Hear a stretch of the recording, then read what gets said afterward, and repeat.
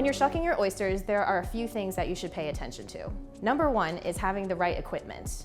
I've seen people use butter knives, steak knives, and screwdrivers while opening oysters, but that will ultimately lead to accidents. What you want to use is a knife that is specifically designed for opening oysters. Here's a knife that I like to use in most situations. It's made by Dexter Russell, and it has a 4-inch blade and it's pretty narrow. I like using this knife because it's easy to grip and feels pretty stable in my hand.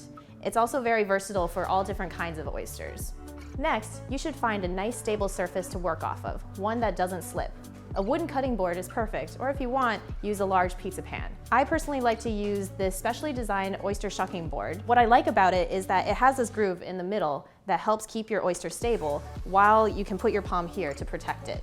You'll also want to have a kitchen towel on hand, one that you don't mind getting wet or kind of smelly. You'll also need a plate to put your shucked oysters on if you're going to present them to other people. Having a small dish of water also helps to keep your oyster knife clean. When you're shucking, you can occasionally dip it in the water to remove any mud or grit. Ice is also a pretty good thing to have on hand to keep your oysters cool, but it's not absolutely necessary if you decide to eat your oysters right then and there. Crushed ice is better than cubed ice because it helps keep the oyster secure. Step 1 is to clean your oyster. If you see mud or grit on your shell, just use a small vegetable brush and scrub it off. You can rinse this in tap water, but don't soak them in tap water. The technique that I'm going to use in shucking these oysters is called the tabletop method. That means that you're going to place the oysters on a flat surface and shuck on the table. Another method to do this is to shuck an oyster in your hand. You've probably seen the pros do it, but it's actually not very good for beginners because a lot of accidents can happen. If you choose to try to do this, what you want is to have the blade parallel to your hand and not into your hand. If you're going to shuck in your hand, it's always a good idea to wear a glove. Don't risk just shucking barehanded.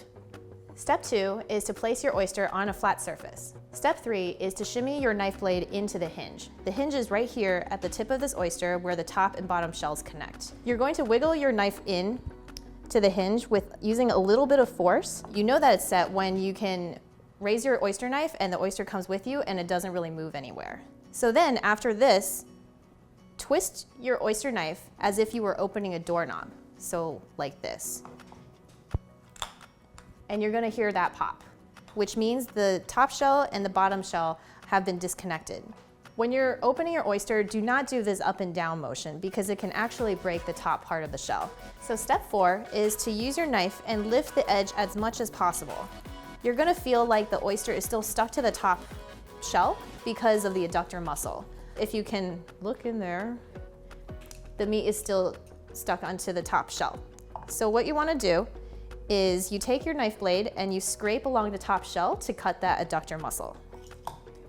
Like so. So once you cut the adductor muscle, you can take off the top shell and you're left with a really nice oyster body in the bottom shell. Make sure that you try to retain as much oyster liquid as possible. This is going to be really important during the oyster tasting. So step 5 is removing the top shell that you just severed and putting it aside. Then you are left with this oyster, and now you just remove any grit or mud out of the shell. And this is where a bowl of water can come in handy to rinse off your oyster knife. Step 6 is to cut the bottom adductor muscle. You slide your knife across the bottom of the shell like so. This is going to cut that muscle and separate the oyster from its shell. Now it's just kind of like hanging out. Some shuckers will actually turn the meat over inside the shell so that the bottom belly is showing up. This is handy if you've made noticeable cuts into your meat and you want to make sure your oysters look plump and pretty. Lastly, you're going to still have clear oyster liquor inside the shell. If the liquid is cloudy, it can mean 2 things. Number 1 is the oyster is spawning, or number 2 is you actually cut through the heart and the oyster blood is mixing with the seawater. Either way, it's actually still okay to eat, although a spawning oyster may not taste very good. Oyster blood is totally fine to consume. If you're shucking for a party, here are a few ways to present your newly opened oysters. The first thing is using your top shell and place it down as kind of a stand and putting your oysters on it like so. That way you can actually see both the meat and the top shell, which gives it a nice effect. You can also put your oysters on a bed of ice. Lastly, you can also use one of these half shellers or another kind of oyster plate to put your oysters on.